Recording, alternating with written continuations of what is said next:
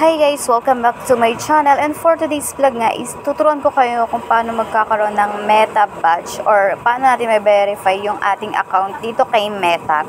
So ngayon pupunta tayo sa aking Facebook, and then makikita na yung profile sa taas. Click nyo lang yan, and then click nyo yung profile nyo. Makikita nyo yung tatlong bilog dyan sa gilid. Click nyo lang yan guys. And then makikita nyo yung Meta Verify. Click nyo lang yan. So, dyan, pupunta ka dyan, guys. Ayan.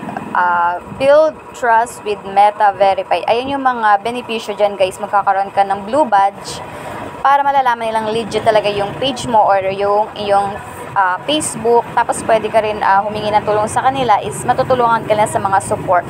Tapos, kung gusto mo yan, guys, i-click mo lang yung subscribe dyan sa baba. Makikita nyo yung subscribe dyan.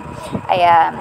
So, pwede ka dyan, guys, magbayad. So, may bayad pala itong si Meta Verify para magkaroon ka ng blue badge. Ayan, may 499 ka monthly babayaran. So, yan, yung mga gustong magkaroon ng blue badge is pwede yan, guys. Pwede kayong mag-avail or pwede kayong bumili or pwede kayong magbayad para magkaroon kayo. So, ako muna, hindi muna, choice. Kasi wala naman akong pambayad dyan. Tsaka, hindi pa naman tayo sumasahod dito kay Facebook, kaya wag muna ngayon. So, yun lang. Thank you for watching.